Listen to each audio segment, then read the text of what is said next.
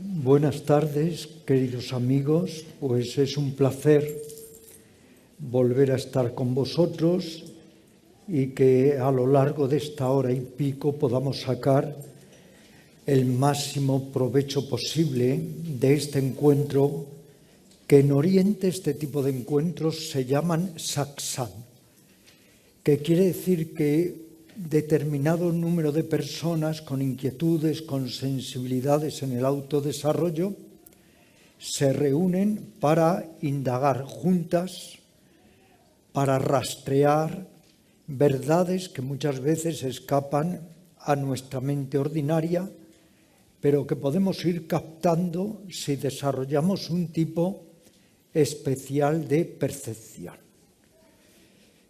Comencé con la práctica del yoga cuando tenía 15 años, ahora acabo de cumplir 73 años y he escuchado, como podréis imaginar, a lo largo de tantísimos años, infinidad de teorías, de hipótesis, de abstracciones metafísicas, de conjeturas.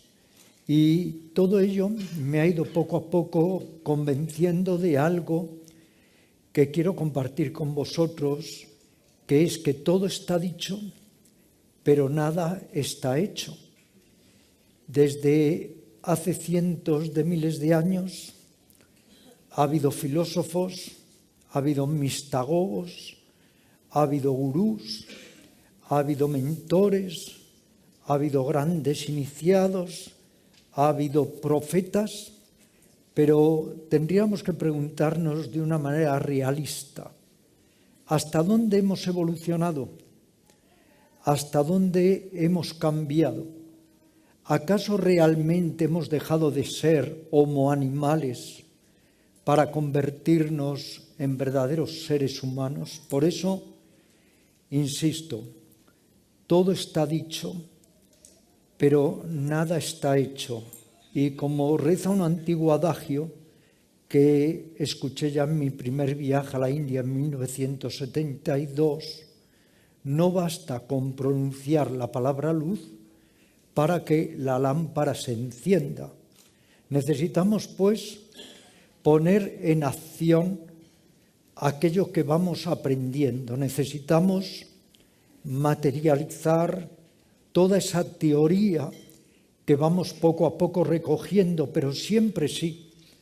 Es más fácil elucubrar, es más fácil filosofar que poner manos a la obra para realmente ir modificando las estructuras básicas de nuestra mente, nuestras emociones, nuestras energías y nuestro cuerpo.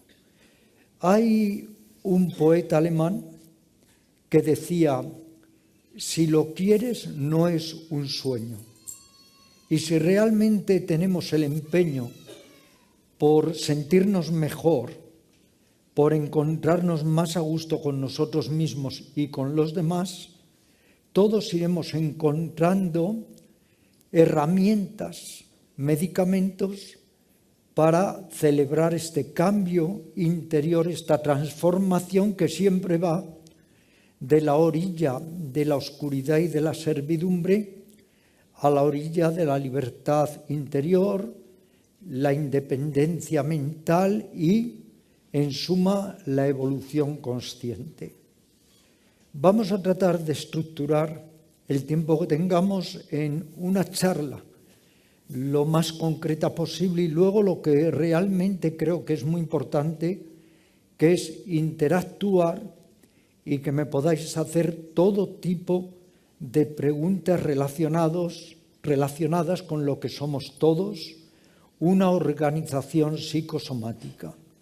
Porque he aquí que un día, de una forma totalmente misteriosa, a pesar de lo que nos digan los evolucionistas, que parece que lo ven todo tan claro y demasiado lógico, un día nos vemos inmersos en esta máquina, en esta organización psicosomática. Esta organización psicosomática, que además es finita, que además se siente muchas veces profundamente sola, que acarrea todo tipo de condicionamientos y grietas del alma, esta máquina psicosomática donde tenemos muy poco desarrollada la conciencia, el dominio sobre nosotros mismos y donde todos estamos sometidos a infinidad de condicionamientos que nos roban lo más preciado de un ser humano y lo que debería ser nuestro real propósito de vida, que es la libertad interior. Yo mismo tengo escritos varios libros y todos de éxito sobre la felicidad, pero a mi edad ya nunca me muevo por lo que llamamos felicidad. Tengo 7 ediciones conseguidas en un libro que se llama El libro de la felicidad, 3 ediciones en otro que se llama La ciencia de la felicidad. He escrito mucho sobre este término tan ambiguo, pero cuando uno sigue indagando, se da cuenta de que la felicidad tiene siempre una sombra, que es el dolor, y de que la felicidad es la precursora del sufrimiento y que lo que tenemos que hacer es modificarnos, transformarnos para ir más allá de la felicidad. ¿Qué hay más allá de la felicidad? La paz interior. Por eso en el yoga decimos, no hay nada que pague un instante de paz. Por eso en el yoga decimos, nuestra paz interior es la dicha más profunda. Por eso en el yoga hacemos una diferencia clara entre lo que es diversión, distracción, entretenimiento, que está muy bien, celebrar la vida, pero eso no es dicha interior, ni es paz, ni es quietud, ni es ecuanimidad, ni es lucidez, ni es compasión. La búsqueda de la felicidad es también una idea. La búsqueda de la felicidad es que estamos siempre huyendo de algo, aversión, para encontrar otro algo a lo que aferrarnos, apego. Y así todos vivimos en este circuito enrarecido, cerrado de la mente, por un lado persiguiendo compulsivamente lo que nos causa placer, por otro lado huyendo desesperada y exasperadamente de lo que nos causa dolor. Y así somos como un topo en las profundidades de nuestra psiquis, moviéndonos sin real lucidez en uno y en otro sentido. Y no nos damos cuenta de que el buscar compulsivamente felicidad ya es dolor. Y no nos damos cuenta de que apegarnos a lo que nos gusta ya es dolor. Y no nos damos cuenta de que el rechazo al sufrimiento, añadimos sufrimiento al sufrimiento y generamos con esa aversión infinitamente más dolor. Por eso es importante ir a otro plano de la mente. Por eso es importante conectar con energías finas y sutiles que le escapan a la mente ordinaria. Energías finas y sutiles que están en germen en todos nosotros, en cada poro de nuestro cuerpo, en cada célula, en cada engrama cerebral, pero que el secreto está en que seamos capaces de lograr que emerjan esas energías que son las realmente transformativas y que van mucho más allá del conocimiento ordinario, la teoría, la filosofía y los libros. Hay pues una dicha que está mucho más allá de lo que llamamos ordinariamente la dicha y el sufrimiento, y es la paz interior. Y todos, lo sepamos o no, estamos buscando esa paz interior. Y todos, lo sepamos o no, sentimos que realmente, incluso si vivimos una vida privilegiada con muchos medios materiales, aún así, seguimos notando que algo nos falta, que estamos incompletos en nosotros mismos, que seguimos teniendo que afrontar la enfermedad, la vejez y la muerte, que tenemos que seguir soportando lo que se ha venido a llamar la insoportable levedad del ser, que tenemos que seguir arrostrando nuestros agujeros psíquicos, nuestros torturadores internos, nuestras carencias emocionales y nuestros temores infinitos. O sea, que lo que hay fuera de nosotros, con lo que tanto nos han engatusado, no tiene capacidad ni disponibilidad para suturar las grietas de nuestra alma y para que realmente podamos sentirnos mejor. ¿Qué es la paz interior? Es curioso porque todos la estamos buscando y sin embargo realmente la hemos degustado tan poco, aunque su sabor es inconfundible, que ni siquiera muchas veces sabemos decir qué es la paz interior. Quizá nos aproximamos a ella cuando decimos esa ausencia de agitación, de ansiedad, de zozobra, de incertidumbre, pero no. La paz interior es mucho más.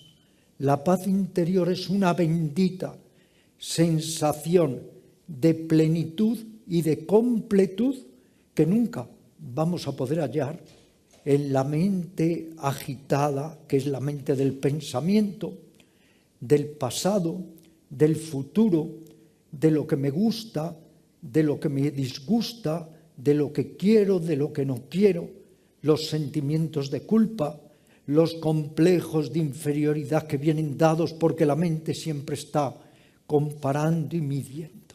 La paz interior pertenece a otra realidad. Está dentro de nosotros, pero no está en la mente ordinaria. Y es por esto que la mente ordinaria, por muchas vueltas que le dé, nunca va a poder encontrar la real paz interior.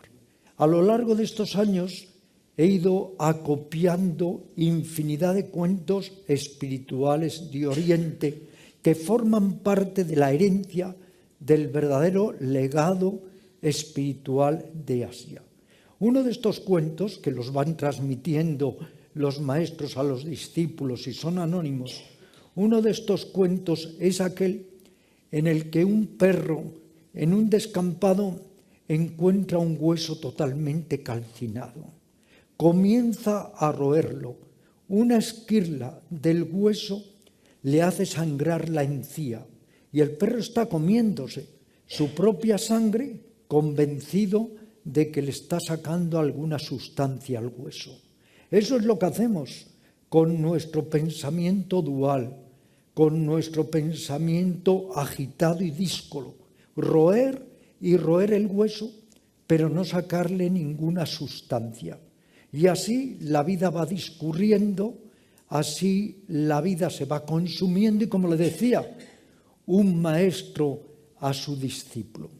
Tardarás tiempo, mucho tiempo, en convencerte que tienes que cambiar. Tardarás tiempo en encontrar los medios para cambiar. Tardarás tiempo en utilizar esos medios para transformarte. Ojalá te quede tiempo. Y es lo que nos sucede a todos. Ojalá nos quede tiempo. Pero todos tenemos un poco la enfermedad del mañana. Y todos preferimos charlotear, preferimos asistir a reuniones, leer, dar nuestras opiniones, que realmente acometer algo que en Oriente se ha llamado desde tiempos inmemoriales sadhana. La palabra sadhana es un término muy interesante. Quiere decir, fijaros, disciplina psicológica, trabajo espiritual, métodos prácticos para el autodesarrollo. Hoy en día, que como sabéis se habla mucho del yoga, aunque llaman yoga a lo que no es yoga la mayoría de las veces, la gente no entiende lo que es exactamente el yoga. El yoga no es doctrina, no es religión. El yoga no es una espiritualidad institucionalizada. El yoga no es filosofía. El yoga es método, un método práctico, un método ascético. Y eso es lo que llamamos sadhana. Y sin sadhana no hay yoga. Sin sadhana puede haber especulación, abstracción metafísica, charloteo, pero no hay yoga. Porque el sadhana es la práctica. ¿Y por dónde empezamos la práctica? Os hablaba de la organización psicosomática que somos, una máquina. Pues la práctica tiene que empezar por nuestra propia máquina. Nadie puede cambiar a otro. Otra persona nos puede dar herramientas técnicas para nosotros mismos emprender el cambio, pero nadie puede cambiar a otro. Es una idea totalmente rocambolesca, pueril, paranoide de la nueva era, que puede llegar un gurú, un iluminado, que nos da su energía y cambiamos porque él nos cambia. No. Cada uno tiene que esperarlo todo de sí mismo. Cada uno tiene que seguir su propia ruta y descubrir que al final la senda sin senda es la verdadera senda y que uno tiene que ir poco a poco indagando como un sabueso en su vida interior. Y porque hay sadhana puede haber evolución. Y porque hay sadhana no basta con decir luz para que la lámpara se encienda. Tenemos que encender la lámpara. ¿Y qué es el sadhana? Un conjunto elaborado, extraordinario, de técnicas psicoespirituales, psicofísicas, psicomentales, psicoenergéticas que se ponen a nuestra disposición para que podamos utilizarlas y podamos crecer y podamos desarrollarnos. Si no llevamos a cabo un sadhana, todo se va a quedar en papel mojado. Si no llevamos a cabo un sadhana, por muy buenas que sean nuestras intenciones espirituales, todo se va a quedar a medio camino y va a naufragar. Volviendo a Buda, que fue el mayor investigador de su época sobre la mente, y que Buda quiere decir el despierto, el hombre más despierto de su época, él decía: la mayoría de las personas suben y bajan por la misma orilla, pero no se deciden a pasar a la otra orilla. Tenemos que utilizar una balsa. Esa balsa para unos puede ser la meditación vipassana, para otros el Raja Yoga o el Karma Yoga, el Jnana Yoga, porque hay 12 clases de yoga. Para otros la meditación zen o la meditación del budismo tibetano. Para otros la meditación cristiana o contemplativa al estilo de San Juan de la Cruz o el maestro Eckhart. Pero necesitamos sadhana, necesitamos práctica, necesitamos que llegue el momento en que la teoría se materialice, en que nos podamos impregnar toda nuestra vida del sadhana. No solo el sadhana cuando nos sentamos a meditar, que de mi punto de vista es necesario. Tengo un centro de yoga desde hace 45 años, todos los días doy clase de meditación, pero no solamente cuando nos sentamos a meditar, impregnar nuestra vida diaria de sadhana, vivir cada momento como si fuera el primero y el último, aprovechar todas las oportunidades para el crecimiento interior, observándonos, conociéndonos, descubriéndonos y realizándonos, aprovechando como una gran oportunidad de oro nuestras emociones negativas para no expresarlas, para transformarlas y para cambiarlas por emociones constructivas y cooperantes. Utilizar cada situación como si fuera un maestro, como si fuera un gurú, y el gran gurú, el que nunca falla, es por un lado la vida y por otro lado, como decía Ramana Maharshi, el Sadgurú o gurú interior. Tenemos un sadhana totalmente fiable, solvente. Viene desde hace miles de años. Algunos le han llamado la filosofía perenne, otros la sabiduría que se perpetúa, otros el conocimiento de la clara luz. Da igual la terminología. Lo importante es que ahí están las técnicas, está la farmacia para que podamos utilizar esos medicamentos. Hay personas que saben mucho sobre la fisiología de la respiración, pero nunca han hecho un ejercicio respiratorio. ¿De qué sirve? Hay personas que se pueden leer el prospecto de un medicamento 1000 veces, pero no ingieren luego el medicamento. Hay personas que te hablan de las excelencias de la relajación profunda, pero nunca practican relajación profunda. Otras te hablan del vipassana, pero no practican vipassana. Se creen que basta con hacer lo que se llama hoy un poco de mindfulness, estar un poquito más atento y eso es ya suficiente. No, eso es totalmente insuficiente. Eso es volver a aguar las verdaderas enseñanzas en lo que es un gran experto Occidente. Distorsionar, falsear, desdibujar las verdaderas enseñanzas. Hay personas que te hablan de los asanas. Hoy se ha puesto de moda el postureo. Actrices que hacen posturas exóticas y barato contorsionismo sobre el capó de un Porsche o en en un barco están haciendo la postura del árbol, etc. Pero luego no practica la gente verdaderamente la sana, como es para llegar a un verdadero control psicosomático de esta máquina psicosomática. Luego otros te hablan de la energía. Se ha puesto de moda. La energía está de moda. Y como, claro, la energía no se ve, pues todo el mundo puede hablar de ella. Es lo más fácil de hablar. Había un pintor en la India. Todo lo que pintaba eran fantasmas. Y ya uno de los políticos fue a ver su exposición y le dijo, pero bueno, ¿y por qué no pinta usted alguna cosa que entendamos? Y dijo él, porque eso es muy difícil porque lo entienden. Si tengo que pintar un perro, un gato, eso es imposible, eso hay que saber. Pero para pintar algunos trazos como un fantasma, no. Todo el mundo habla de las energías. Y sin embargo nadie estudia, nadie comprueba, nadie investiga si las energías son realmente transformativas. A la altura de mi vida he llegado a una conclusión que quiero compartir con vosotros, porque si no, no estaría aquí.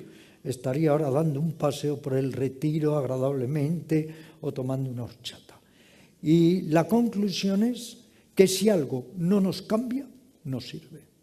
Si algo no nos modifica, no sirve. Si algo no te ayuda, cualesquiera cosa que sea, descártalo. Hay un hermoso sermón en los sutras budistas que dice, si algo, por mucho que lo hayan dicho los grandes maestros, gurús o mentores, por mucho que lo hayan dicho los profetas, las tradiciones, las escrituras, tú no ves que te ayuda, descártalo. Si ves que te ayuda, incorpóralo a tu vida. Y lo único que nos puede ayudar es la práctica. Incluso yo ya había pensado, llego allí, suelto más y más palabras, fijaros si llevo soltando desde los 15 años que entré en el yoga, digo, pero en realidad lo importante sería haber llegado y haberos sometido a una hora de meditación, o a una hora de ejercicios respiratorios, o a una hora de ejercicios de concentración, la práctica. Por eso, antes de que entremos en lo más interesante de estos encuentros, que es en el coloquio, sí me gustaría un poco hablaros del sadhana y de la práctica, incluso personalizando por yo mismo. Fijaros si tengo interiorizada la práctica, os voy a contar esta anécdota tan personal que explico en mi libro, La autobiografía espiritual, que cuando estuve a punto de morir, me dieron 4 horas de vida, porque cogí, como algunos sabéis, por nuestro encuentro pasado, cuando cogí una bacteria que se alojó en el cerebro y me dieron esos 4 horas de vida, un momento antes de que tuviera la parada respiratoria que me puso en esa situación, cayéndome de la camilla, le pedí a mi compañera Luisa que me ayudara a hacer posturas de yoga. Y me estaba muriendo, pero en ese momento quería seguir practicando aunque me muriera, porque eso es el sadhana.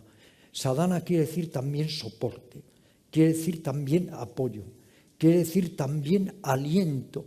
Es una herramienta, es un punto de apoyo que utilizamos para dar el salto de la mente ignorante o nesciente a la mente sabia o la mente sapiente.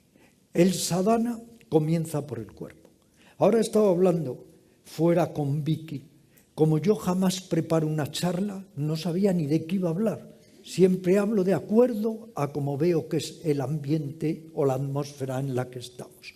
Y ella me ha empezado a decir, Vicky, que empezaba a atisbar lo importante que es el trabajo sobre el cuerpo. ¿Qué razón tiene? Al fin y al cabo, el cuerpo es el vehículo de nuestro yo. Al fin y al cabo, mientras estamos en este tránsito vital, haya o no haya algo trascendente, el cuerpo, nuestra corporidad, es con la que nos estamos moviendo. Al fin y al cabo, nos estamos relacionando los unos con los otros a través del cuerpo. El cuerpo es la base de la pirámide humana. ¿Sabéis cómo se ha vivido el cuerpo en Occidente? Os lo voy a decir de una manera muy directa y escueta. Unas veces el cuerpo es la fuente de placer. Y entonces incurrimos en el hedonismo. El cuerpo da placer, disfrute, sensorialismo.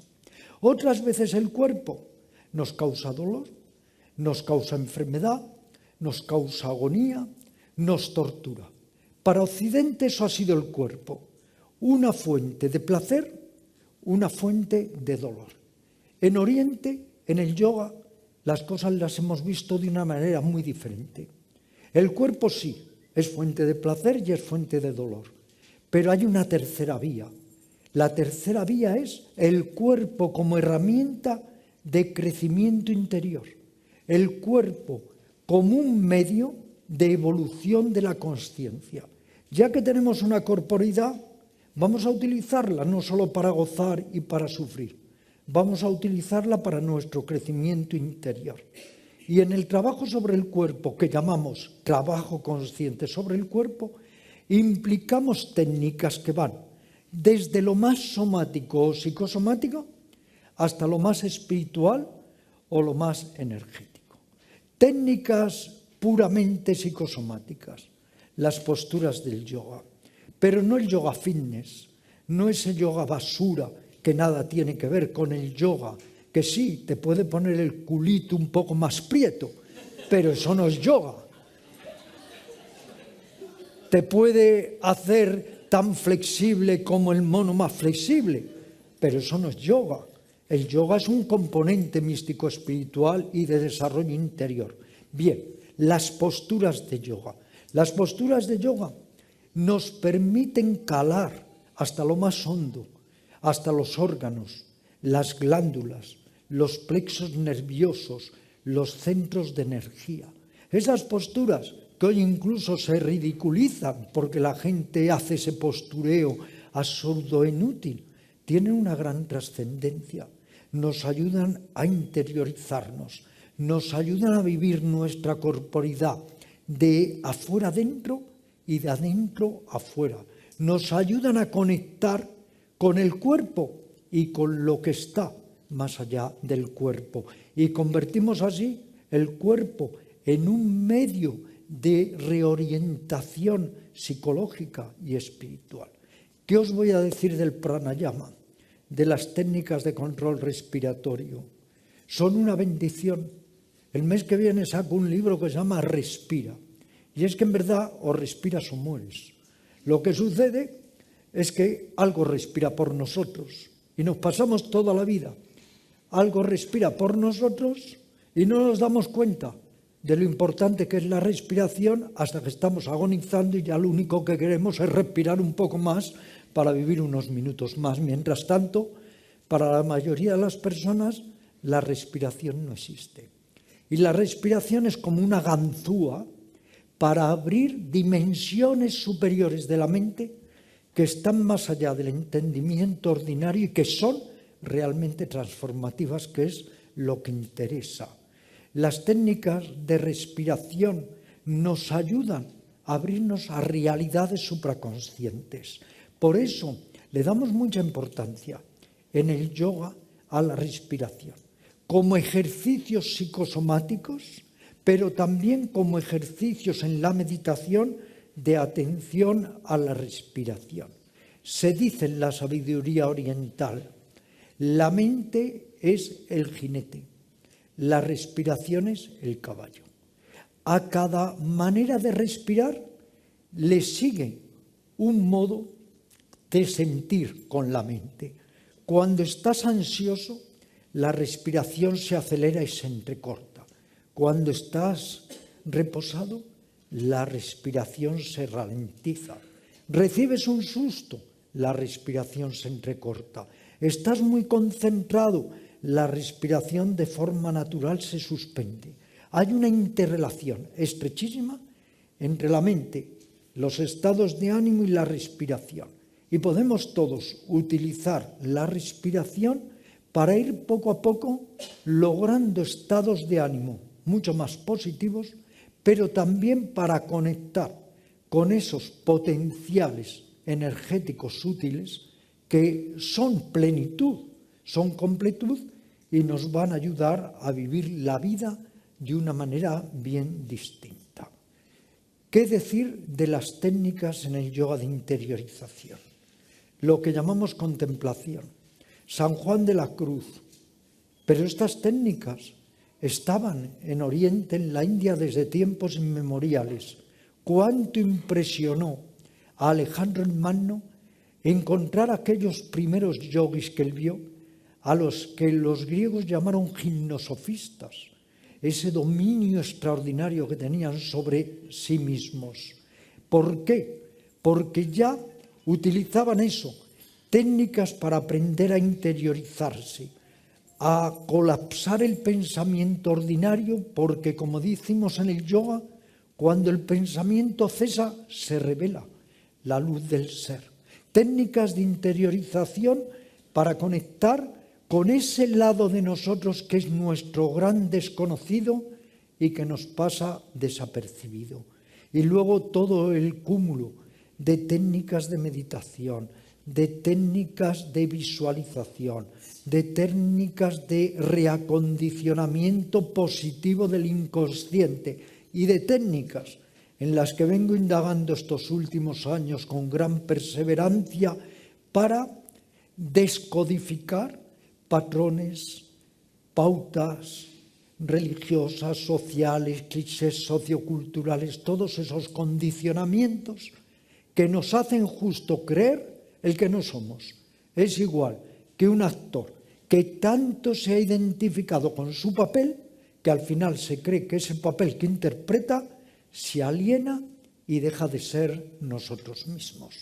La charla que cuando me llamó la vez pasada Enrique estuve ofreciendo, insistí, hay que desaprender para aprender. Él también hoy lo ha dicho.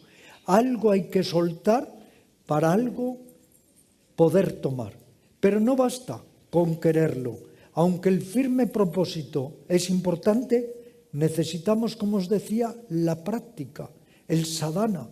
Incluso cada uno puede encontrar su sadhana. A lo mejor el sadhana de una persona es, como he visto yo en las tribus del sur de la India, abrazarse a un árbol y sacarle su energía, o bañarte en un río y a través de ese río que fluye meditar en la transitoriedad de la vida. Cada uno puede encontrar también sus sendas, pero hay un sadhana milenario, esa sabiduría perenne, que a todos nos puede ayudar extraordinariamente como un mapa espiritual. Y hay una estrategia, y esta estrategia, aunque sea de modo sucinto, y luego si queréis profundizamos en algún punto, ya la he esbozado, pero ahora quiero diseñarla de un modo infinitamente más concreto. Es la estrategia que yo he seguido a lo largo de muchos años, ni siquiera con la idea de llegar a algo, sino de vivir el proceso, como dice el Karma Yoga, de que cada momento cuenta, de que la ladera ya es la cima de la montaña. Y esta estrategia le da a nuestra vida sin sentido un sentido. Y esta estrategia nos sirve para saber que contamos con un cúmulo de técnicas que han nacido, suponemos, de las mentes más privilegiadas de la humanidad. Buda, Jesús, Lao Tse, Sócrates, Tilopa, Naropa y tantos otros grandes seres que han florecido como hermosas orquídeas para abrirse y regalarnos el aroma de la genuina búsqueda espiritual que nada tiene que ver con dogmas, creencias o religiones instituidas u organizadas. Y la estrategia va a todos los planos que configuran la máquina psicosomática. El cuerpo. Tenemos posturas, como os decía, sanas, ejercicios respiratorios, relajación profunda y unas técnicas que se llaman mudras, bandas y sadkarmas, que son para incluso adquirir control sobre los músculos lisos o en principio involuntarios. Todo eso configura el trabajo consciente sobre el cuerpo, pero de lo que no hay duda, hasta un enfermo, hasta una persona muy anciana, hasta una persona discapacitada, por lo menos lo que sí puede hacer es ejercicios de respiración consciente y ejercicios de relajación. Con respecto a la mente, lo que os decía, técnicas de interiorización, de contemplación, técnicas de vaciamiento interior, de meditación y de visualización. Todo eso forma un conjunto de técnicas que cada uno puede llevar a cabo en su casa, en un centro especializado, donde quiera o como pueda. Pero luego está lo que llamaríamos el sadhana de la vida diaria, el sadhana de batirse el cobre en la vida de cada día. Ese es el gran sadhana. Aprovechar los momentos y circunstancias para llevar a cabo técnicas que llamamos de autoobservación. Si en esta vida quieres conocer algo, tienes que observarlo. Si quieres conocerte a ti mismo, mírate, obsérvate en el mercado, en la discoteca, en soledad, en compañía, viajando o sin hacerlo. Mírate, obsérvate. Al observarte verás tus feas reacciones egocéntricas a las que todos cedemos, y el ego es la jaula y nos impide siempre caminar hacia adentro con cordura. Al observarte verás tus emociones negativas, la irritabilidad, el odio, los celos, que se repiten año tras año, que son como un surco de un disco de vinilo que siempre está en el mismo surco y que no sale de ahí. Al observarte verás tus autoengaños, tus pretextos, tus justificaciones, tus falacias, que te arrogas cualidades positivas y negativas de las que careces.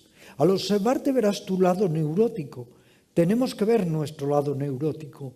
Hay un adagio que reza: solo el que ha estado herido puede curar.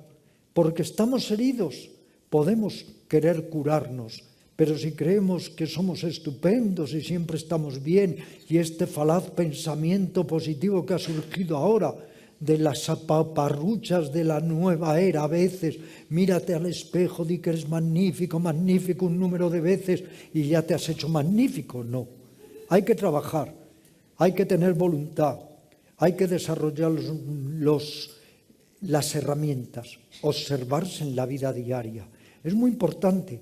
Ahí descubrimos a este gran falsario, embaucador, que es el ego, cómo a todo le quiere dar la vuelta, cómo siempre quiere tener razón, cómo está lleno de voracidad y de apego. A través de la autoobservación nos vamos conociendo, y entonces al irnos conociendo nos damos cuenta. En nosotros hay un lado sano, en nosotros hay un lado insano. Tenemos que potenciar el lado sano y tenemos que ir enfriando y disminuyendo el lado insano. Y también forma parte de la estrategia la afectividad consciente, el amor consciente. Se habla mucho de amor, como si bastara tocar un gong y decir, ala, todos amar, venga, qué bien. Ahora todos salimos de aquí amando. No, eso es paparrucha también, eso son palabras. Hay que poner los medios para lograr una sana afectividad, para lograr vínculos afectivos sanos, libres de celos, de afán de posesividad, de patologías que nos hacen depender de las otras personas, de querer convencer a los demás de nuestras convicciones. Eso también es trabajo, la afectividad. Pero resulta que vivimos en un mundo donde, por ejemplo, los que tienen pareja estarían encantados de dejar de tenerla y los que no lo tienen están obsesionados por tenerla. O vivimos en un mundo donde todo es ego y nos autoengañamos siempre con el ego. Aquel amigo que va por la calle se encuentra con otro amigo que le dice, hola, ¿qué tal estás? Y él dice, fenomenal, antes tenía un problema y es que me creía el mejor, ahora lo he superado y soy perfecto. Pues ego, también hay que verlo, también hay que trabajar sobre ello. Y todo es sadhana. Y cuando lleguemos esta noche a casa, sadhana, ¿cómo? Saboreando más el alimento, haciendo lo que llamaban los antiguos el ágape, el estar más consciente a los alimentos, agradecidos. Y sadhana, cuando nos preparamos una taza de té. Y sadhana, cuando lavamos los platos. Yo fui el primero en traer a Occidente un libro de Thich Nhat Hanh, que es el más importante, El milagro de vivir despierto, que tradujo mi mujer entonces, Almudena Urie, una introductora también del yoga en España. Y en El milagro de vivir despierto, Thich Nhat Hanh dice que le enseñaron dos maneras de lavar los platos. Lavar los platos por lavar los platos, quitártelos de en medio, y lavar los platos para lavar los platos, con conciencia, meditativamente. Pues esta noche también podemos tener ocasión de lavar los platos atentamente con sadhana, o preparar una taza de té, o luego abrazar al ser querido estando en la profundidad de la caricia y no abrazando de una manera mecánica, totalmente maquinal. Y sadhana, antes de dormirnos, haciéndonos el propósito de al día siguiente ser más conscientes, ser más lúcidos, ser más compasivos y entrar en el sueño de una manera dulce, sintiendo las sensaciones en las palmas de las manos, abandonándonos con cada exhalación. Y al despertar por la mañana, lo primero que yo hago, 5 minutos o 6 o 10 al cuerpo hay que dedicarlo. Relájalo, siéntelo, estoy vivo, voy a tomar conciencia de lo que voy a hacer. Luego la perdemos enseguida, pero a ver si por lo menos conseguimos que la tostada de mantequilla la podamos untar, la mantequilla, conscientemente. Todo es sadhana, pero no hay que desfallecer. El sadhana requiere voluntad, requiere dedicación, requiere motivación, y a pesar de todo muchas veces vamos a fallar, y a pesar de todo vamos a tener retrocesos por aparentes que sean. Tengo un gran amigo, es el gran traductor de los textos más célebres de Buda, Amadeo Solelleris, un hermano en el Dharma, y él nos contaba en un curso de Vipassana que nos dio hace muchos años en el centro de yoga que dirijo, nos contaba que él hace meditación 1 hora por la mañana, 1 hora por la tarde, y que a veces, como todo el mundo, se enfadaba. Y entonces su mujer le decía, mucho meditar, pero mira cómo te pones. Y él contestaba, pues fíjate cómo me pondría si no meditase. Muy bien, pues ahora lo más interesante, lo más importante, que es, por favor, preguntas, respuestas de todo lo que queráis, porque claro, el tema es tan amplio. Hola. Sí, perdona, solo deciros, gracias, perdóname, solo deciros muy brevemente, mira, la gente me dice, pero ¿cómo llevas en el yoga desde los 15 años, tienes 73 y sigues indagando y sigues estudiando? Siempre le digo lo mismo, es un campo que no hay manera de terminar de explorar. Por eso me da pena y por eso en mi Facebook, los que lo seguís soy tan crítico con los que falsean el yoga, porque es que el yoga es ilimitado, el yoga es el eje espiritual de la humanidad y por eso hay que indagar e indagar y todos los que aquí estamos somos aprendices y el deber de un aprendiz es seguir aprendiendo. A ver. Bueno, gracias. Gracias, Ramiro. Quería solo preguntarte tu opinión sobre una reflexión. Yo soy psicólogo y sí que es cierto que se está observando en los últimos años cómo la psicología, por ejemplo, con disciplinas o con corrientes como la psicología positiva, está cada vez acercándose, digamos, o aproximándose a un mundo que hasta hace unos años, con una psicología clínica, digamos, muy centrada en el síntoma, muy centrada en el malestar y muy aferrada, yo creo, también a las investigaciones y al método científico, que no lo ha dejado, no lo ha abandonado, pero sí que es verdad que, por ejemplo, aunque ha habido aquí, has hecho el comentario sobre el mindfulness, que es cierto que quizás no sea, o sea, puede ser que sea un falseamiento, pero al menos es una forma de que empecemos a pensar en hacer algo, aunque sea una práctica, digamos, no tan profunda, ¿no?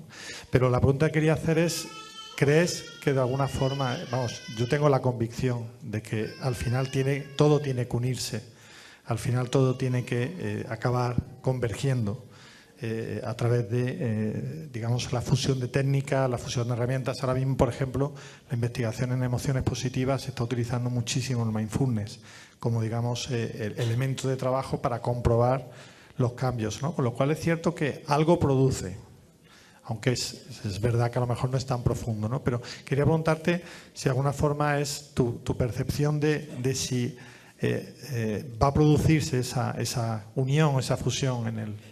Esta pregunta que planteas es muy, muy interesante.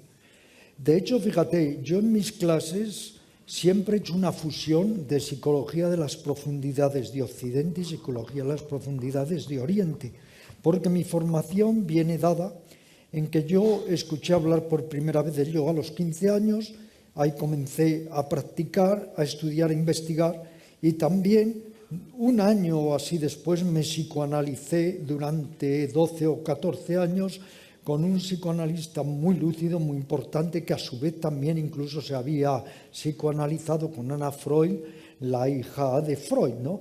Entonces, este intento de fusión, con mayor o menor éxito, como sabes, tú como psicólogo, se viene dando desde hace ya mucho tiempo. Yo recuerdo que había en los años 1960 un gran psicólogo, Hans Huber, que dijo: la psicología occidental en comparación con la psicología oriental está en pañales, pero por una simple razón, porque la psicología occidental, como tú sabes, es relativamente moderna y la psicología oriental es muy antigua. Se dice que los primeros psicólogos del mundo hace 7.000 años fueron los meditadores. No investigaban en las mentes ajenas, pero investigaban en su propia mente. Hoy vemos que cada día hay un acercamiento mucho más profundo entre el yoga, el zen, el budismo theravada, el budismo tibetano y lo que es distintas corrientes abiertas, aperturistas de psicología. Y que todo eso será un acercamiento indudablemente provechoso, de la misma manera que paradójica y curiosamente la India vive hoy en día de talentos pasados y serán los occidentales serios los que ayudarán a restituir a la India el yoga, el budismo, el hinduismo, un largo etcétera. Luego es un poco lo que ya dijo Tagore hace muchos años. Lo importante es maridar o matrimoniar lo mejor de Oriente y lo mejor de Occidente. Ahora bien, ¿por qué mi alergia, entre comillas, a todo lo que sea aguar las verdaderas tradiciones de Oriente? Porque tengamos en cuenta que tradición quiere decir transmisión. Entonces, ¿por qué tenemos que estar aguando constantemente y deformando las verdaderas tradiciones o transmisiones en lugar de respetarlas o en lugar de respetar su paternidad? Porque es increíble cómo vemos que gente dice que se ha inventado técnicas del yoga y que se las ha sacado él de su inteligencia y tienen 10.000 años. Ahora hace un tiempo que decía que él había inventado el saludo al sol en el yoga. Otros gimnasios que hacen las técnicas de Uddiyana Bandha, no para masajear el corazón ni con actitudes místicas, sino simplemente para quitarse un poco de grasa en el estómago, dicen que ellos las han inventado, otros que han inventado ellos la relajación. Entonces, el problema es que Occidente le gusta lo instantáneo y la superficialidad. Este es el gran problema. Y como dijo ya un gran introductor de ciencia psicosomática, Rolf Carballo, en España, dijo: el occidental quiere conseguir en un fin de semana lo que un yogi o un monje zen tardan 20 años en conseguirlo. Yo ahora mismo me están sacando libros míos que ponen el editor mindfulness. O sea, lo que yo pongo, que es la terminología española, castellana, atención plena o atención completa, él me lo cambia y pone mindfulness. ¿Por qué? Porque es lo que vende. ¿Pero qué es el mindfulness?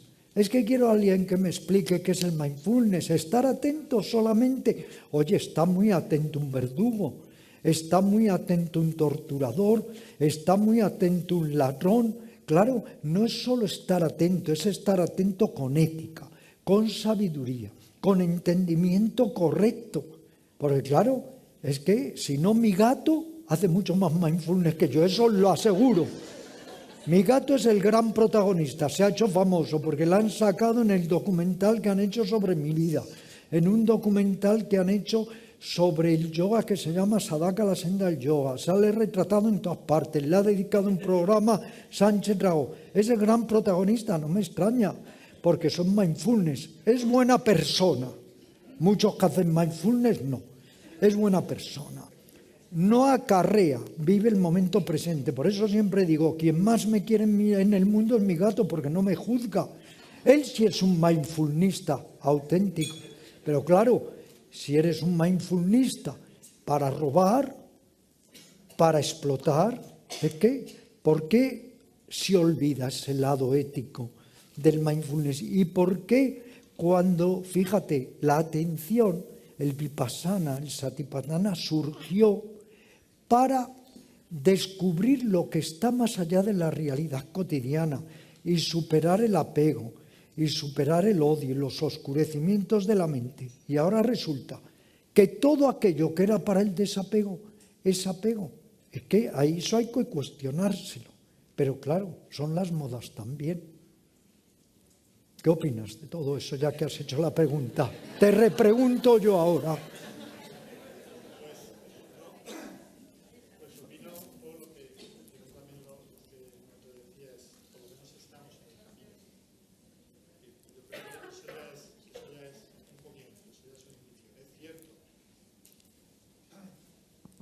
Decía que al menos estamos en el camino, y es cierto, por supuesto, lo que decía. De hecho, yo hay una pequeña defensa que quiero hacer también de la parte de la psicología positiva, que también no tiene nada que ver, por supuesto, con el pensamiento positivo y con el secreto y todo eso. Al final, yo cuando escucho la crítica de que la psicología positiva es una especie de adormidera para la sociedad, para que todo el mundo piense que, bueno, me conformo, estoy feliz. Psicología positiva significa también compromiso, significa legado, significa universalismo, exacto, ciudadanía, cierto, respeto, exigencia. Cierto, pero ves el problema de siempre encontrar paraísos artificiales, atajos para llegar al cielo, y entonces todo se adultera. Porque además los primeros traidores al yoga, siempre lo digo, aunque no le guste mucho al Ministerio de Yoga de la India, que ahora hay un ministerio de yoga allí, los primeros traidores fueron los maestros hindúes, que para rentabilizar el yoga, para mercantilizarlo, lo prostituyeron y comenzaron a hacer campeonatos de asanas. O sea, uno se pone frente a otro, yo hago la postura a la cobra y tú haces la postura a la vela, ya ves quién la hace mejor. Es que es una prostitución tan grande, y el problema es ese exceso de rentabilización y facilitación, angosta infinidad de tradiciones. A ver, más preguntas. Gracias. Hola. Hola. Yo te quería preguntar acerca del ego. Muchas veces habláis del ego y a veces me pierdo, ¿no? Porque a veces escucho unas formas de explicarlo, otras formas. Me gustaría saber la tuya, un poco que nos desmenuzaras. No, tú no te pierdes. El que se pierde es el ego. ¿Vale? Cuidado, tú no te pierdes. Pues será Oye, mi ego, es que me planteáis cuestiones tan importantes que es para un ciclo, Un ciclo mindfulness, un ciclo el ego. El ego como nosotros lo vemos. En todos nosotros hay un proceso de individuación. Esto no cabe duda. Tú de repente, un día te has visto metido en esta organización psicosomática y de repente dices, anda, ¿pero qué hago yo aquí? Y aquí estoy yo, pues sí, ¿en qué estoy? Estoy secuestrado en un cuerpo, una imagen. Ahora me han dicho, ¿cómo te llamas? Mariano. Que me llamo Mariano. Ahora me han dicho que debo hacer esto, me dan descripciones mis padres, mis hermanos. Ahora vivo en base a las ilusiones de mis abuelos, patrones sociales, culturales, religiosos, y se va configurando el proceso de individuación en todos los seres. Ese proceso de individuación debería ser sano, pero no es sano, porque una cosa es el proceso de individuación y otra cosa es el proceso de alienación por nuestro exceso de individualismo, donde interviene ya, me envanezco, me hago prepotente, me arrogo cualidades, me identifico con patrones socioculturales que me han hecho creer que soy yo, pero que no tienen nada que ver conmigo. Me han dicho que tengo que llegar a ser esto, lo otro, etc. Todo eso va configurando una burocracia espesísima, muy densa, que es el ego, que es tan, digamos, misterioso que cuando lo buscas no lo encuentras, pero que siempre está presente, porque todo es ego, Todos son reacciones egocéntricas. Lo que pasa es que es mucho mejor tener el ego de la Madre Teresa de Calcuta que el ego de Hitler, esto es indudable, pero todo es ego. Lo que hay que aprender es a tener el ego bajo sospecha, a que sea un funcionario, un mayordomo, controlarlo nosotros a él, pero él que no nos controle a nosotros. El problema es que como no hemos hecho sanamente este proceso de individuación, no tenemos un ego maduro, no tenemos un ego funcional, tenemos un ego que nos angosta, nos domina, constantemente interfiere en nuestro proceso de salud mental y emocional. Y ese ego está en todas partes. A veces decanta hacia el sentimiento de inferioridad y a veces se va al otro lado, al sentimiento de superioridad. Pero es lo mismo, todo es ego. Y claro, hay que vigilarlo. Es como aquel escritor que va por la calle, se encuentra con un amigo, le empieza a hablar sobre sí mismo el escritor al amigo durante 2 horas. Y a las 2 horas dice, bueno, basta ya, no hablemos más de mí. Ahora hablemos de ti. ¿Has leído mi última novela? Ego, ego, ego. Y claro, ahí hay que tener también mucho cuidado, porque nos hablan del ego positivo, de la autoestima que no es autoestima, porque hay que distinguir autoestima y egoestima, autorrealización y egorealización. Y esta sociedad lo que hace es siempre apuntalar el ego. Y si vives al servicio del ego, no vives al servicio de tu ser. Y la mayoría de las personas malogran su vida porque viven al servicio del ego y de las descripciones. En Estados Unidos, a todo niño que nace, le dicen implícito o explícitamente, tú puedes ser el presidente de los Estados Unidos. Lo que no le dicen es que hay, pero estudiado, 16.000 veces más posibilidades que acabe en un hospital psiquiátrico. Eso no gusta. Entonces, el estudio del ego es muy importante, porque el ego es la mayor prisión. Si superamos el ego, somos inmortales. Si superamos la autoimportancia, es que somos realmente inmortales. Por ego nos creemos con derecho a ofendernos por todo. Por ego, ¿cuánto sufrimos? ¿Qué diezmo pagamos? ¿Qué tributo? Ahora, otra cosa es un ego sano, que hay que tenerlo, pues como uno tiene un automóvil para cambiar de uno a otro lado del país, pero poner bajo sospecha el ego. ¿Qué es un ego sano? Un ego sano es el primero, el que ya no se cree esa autoimportancia, ya no tiene la necesidad de estarse siempre afirmándose, convenciendo a los demás de mis convicciones, reasegurándose, envaneciéndose, alardeando, midiéndose, porque el ego siempre se está midiendo. Por eso, si ese es superior o lo veo superior, me siento muy mal. Y si lo veo inferior, le corto la cabeza para que todavía sea más inferior. El ego no tiene fin, el ego es el apego, la voracidad. Es que todo es ego y a la vez nada es ego. Por eso todo el trabajo espiritual, pero de todas las tradiciones, incluida la verdadera cristiana, es desmantelar el ego. ¿Qué es el ego también? Es el hermano gemelo del pensamiento. Cuando estás dormido por la noche no hay pensamiento, entonces no hay ego. No se trata de matar el ego. Cuando yo le pregunté a un maestro en Calcuta, maestro, ¿tenemos que matar el ego? Me dijo, no, cuidado, los yogis no matamos nada porque no somos violentos. No es matar, es reeducar, es dirigir, es poner el ego al servicio de la cooperación, del crecimiento interior. Pero fíjate, donde más ego hay es en todos los ámbitos espirituales generalmente, porque uno incurre en aquello, la enfermedad narcisista. Yo sé, tú no sabes, y yo te enseño. Ego, ego. Entonces, lo que hay es que vigilar al ego. El ego es también un lado de la personalidad. Pero el problema es que te creas el ego. El problema es creernos el ego. Es como si vamos a un carnaval y nos creemos el carnaval. Pero cuando sabemos que es un carnaval, ya no nos lo creemos, incluso nos puede resultar divertido. Es muy importante este tema, me alegro que saquéis dos temas esenciales, porque es que el ego es un problema. ¿Cuánto nos hace sufrir? Si revisamos nuestra vida, nos damos cuenta cuántas preocupaciones bobas, apegos inútiles, disgustos innecesarios, todo por culpa del ego. Había un maestro que decía, con ego eres infeliz, sin ego empiezas a ser feliz.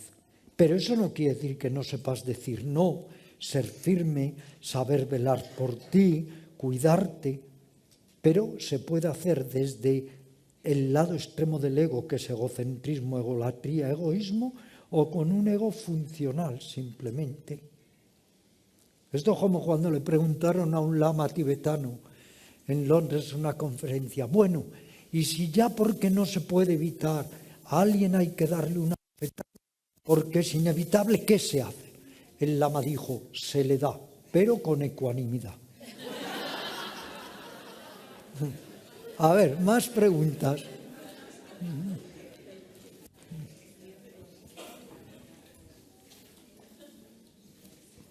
Hola, ¿qué tal? Buenas tardes.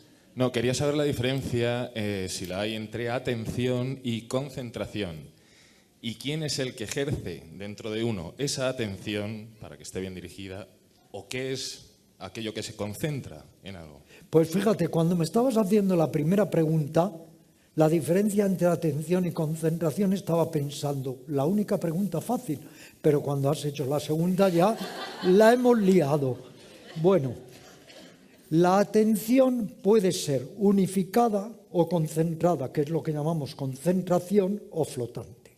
Si tú estás en un parque, atento, la risa de los niños, la brisa del aire, el aroma de las flores, lo que va pasando a cada momento, eso es la atención flotante.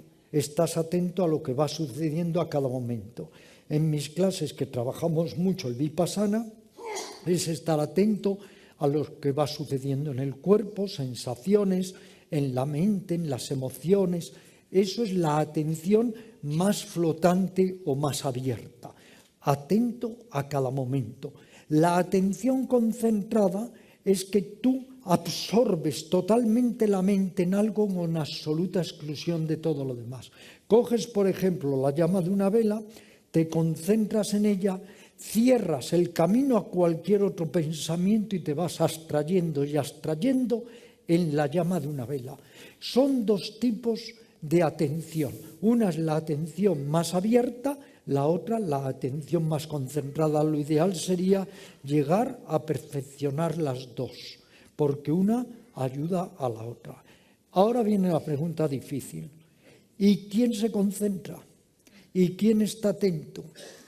Para los budistas hay un factor de la mente que es el que puede mirar la mente y en cierto modo dirigirla y gobernarla con entrenamiento.